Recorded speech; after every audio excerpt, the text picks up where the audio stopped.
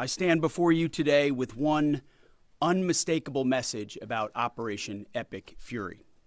America is winning, decisively, devastatingly, and without mercy. Under the direct command of President Trump, the War Department unleashed this operation early Saturday morning, just 4 days ago, which means we need to remember two things. First, we are only 4 days into this. Metrics are shifting, dust is settling, and more forces are arriving. It's very early, and as President Trump has said, we will take all the time we need to make sure that we succeed. Second, we are only 4 days into this, and the results have been incredible. Historic, really. Only the United States of America could lead this, only us. But when you add the Israeli Defense Forces, a devastatingly capable force, the combination is sheer destruction for our radical Islamist Iranian adversaries. They are toast, and they know it. Or at least, soon enough, they will know it. And we have only just begun to hunt, dismantle, demoralize, destroy, and defeat their capabilities, just 4 days in. Starting last night and to be completed in a few days, in under a week, the two most powerful air forces in the world will have complete control of Iranian skies, uncontested airspace. I hope all the folks watching understand what uncontested airspace and complete control means.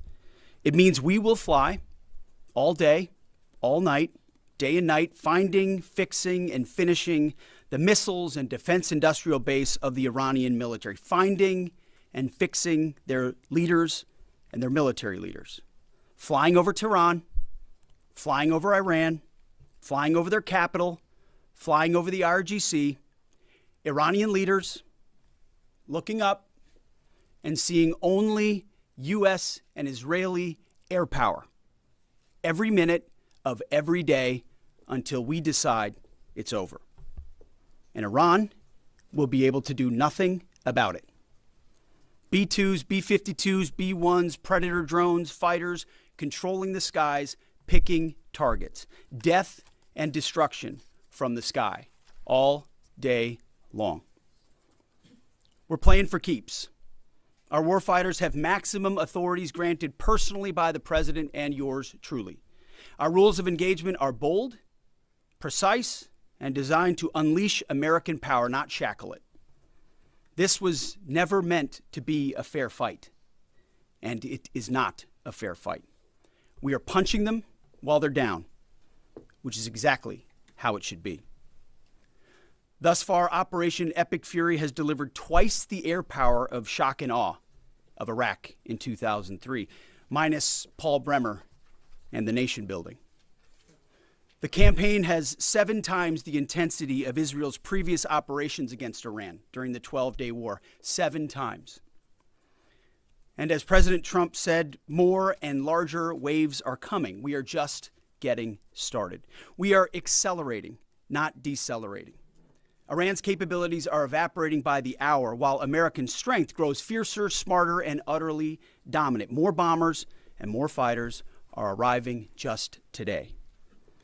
And now, with complete control of the skies, we will be using 500-pound, 1,000-pound, and 2,000-pound GPS and laser-guided precision gravity bombs, of which we have a nearly unlimited stockpile. We used more exquisite standoff munitions at the start, but no longer need to.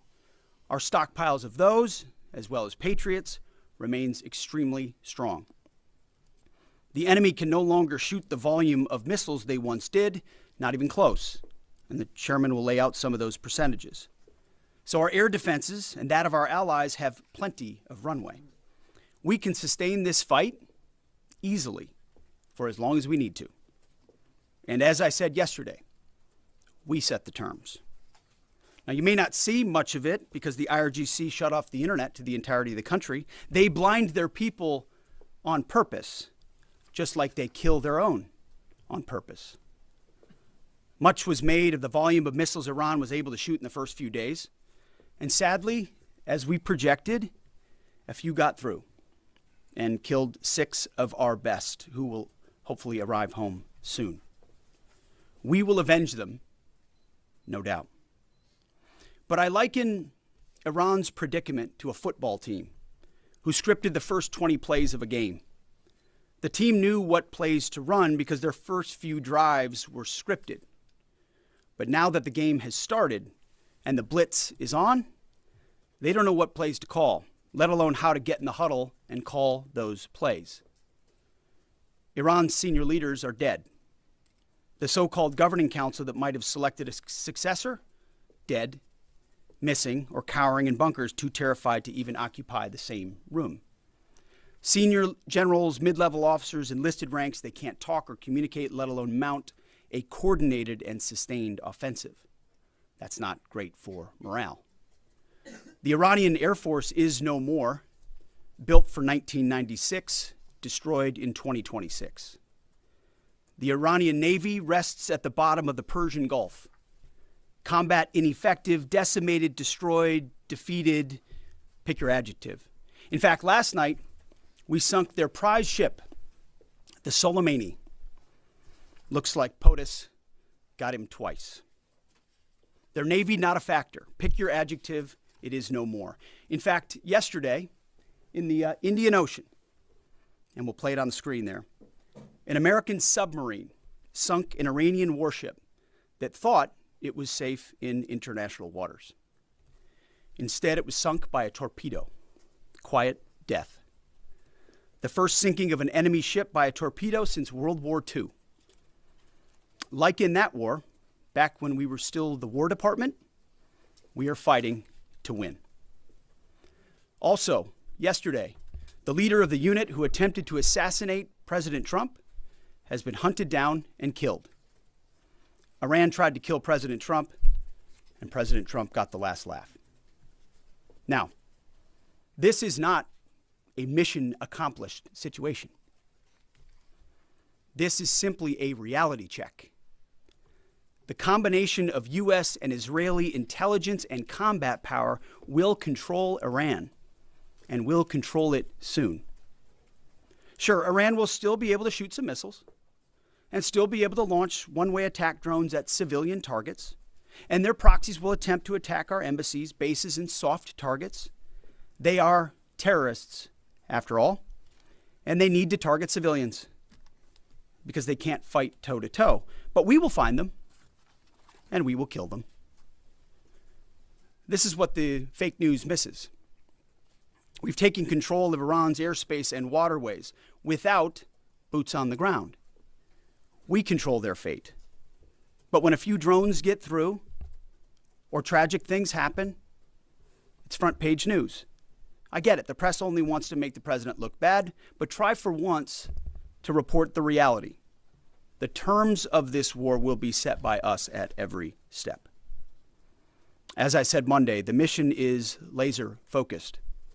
Obliterate Iran's missiles and drones and facilities that produce them, annihilate its navy and critical security infrastructure, and sever their pathway to nuclear weapons. Iran will never possess a nuclear bomb, not on our watch, not ever.